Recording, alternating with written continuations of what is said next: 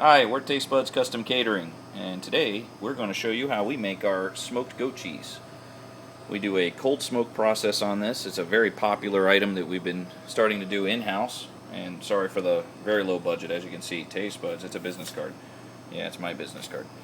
But I figured I can incorporate the logo in here somehow. It's part of branding. At least that's what they say. Anyway, we're going to show you how you can make goat cheese at home, how we do it, and it's a really simple process. That we utilize a cold smoke method. First, we start with our goat cheese here, a real nice product. It's vacuum sealed for freshness. You're going to keep it really nice and cold and refrigerated until you're ready to use it. This is 16 ounces, which is about a pound, or it is a pound, excuse me. And it's great for a lot of different things. And it brings a whole new dynamic when you add a little smoke flavor to it, to the dishes that you would normally use goat cheese. So what we have here is, first, obviously, is our goat cheese here, and then we're going to incorporate smoke, and that's it, and it's simple. So first, what we'd have to do to start with that, to do the smoked goat cheese, is we're going to need some fire. Yeah, woo, pyrotechnics. See, I'm getting up there. We're going to have a really good budget now.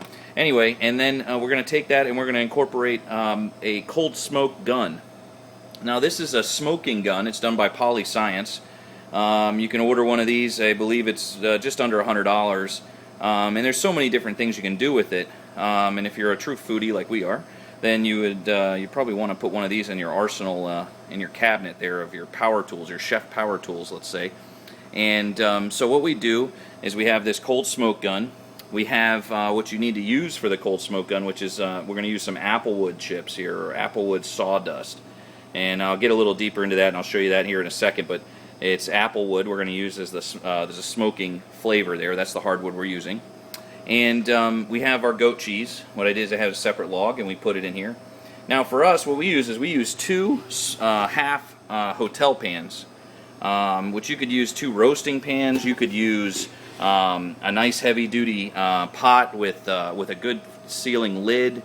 But what you really need on the bottom here is like what we have here. If you can see, we have a rack that keeps it off the bottom, and the reason you want that is no more than just because you need the air and the smoke to flow around. So you need to have the air exposed all the way around 360 degrees on the goat cheese, and because we don't want it sitting on the bottom and then you have part of the goat cheese when you slice into it or crumble it up, it doesn't have the smoke. So we want to penetrate every area of the cheese that we can. So what we have is we have this smoke gun, we call it. All right, and what we did is we incorporated a tube here. It's part of the kit, and we just drape it over here into this hotel pan. So we're going to use one part of the hotel pan here, the upper part, as a lid. So what I'll do is I'll carry this over, and we just put it in about 3/4 of the way, just so it's exposed there. All right, and we drape the tube inside.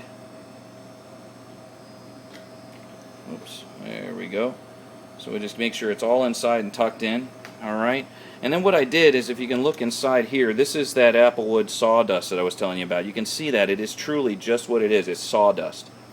And there's a little chamber on the top of the gun, okay, and you turn on a switch. It's a battery powered motor that creates a little vacuum, a fan. You can hear that, and basically what it does is it starts sucking air through here and in through the tube, and exhausts it out at the end of this tube here into our chamber. So what we want to do is incorporate fire. Remember, we got fire again. We need to have that. So what we do is we light this just like you would if you were lighting a fire for smoking barbecue outside. Okay? And as we're doing that, it's sucking down the smoke and burning and causing this burning effect on the wood chips, which is giving us the smoke. And as you can see, now we have our smoke. It's coming into our chamber here. So what we want to do is we want to fill this chamber up the best we can. Okay?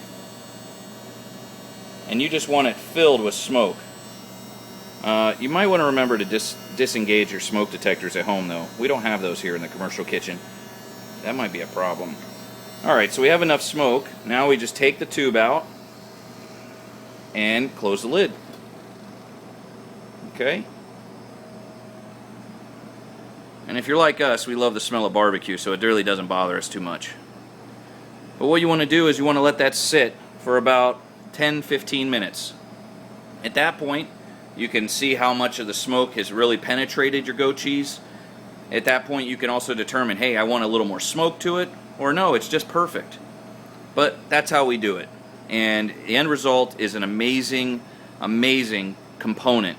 It just really expands the flavor profile of the goat cheese. And that's about it. So I hope you can do that at home and enjoy this this really cool technique that we've developed here. And hope you enjoy. Talk to you soon.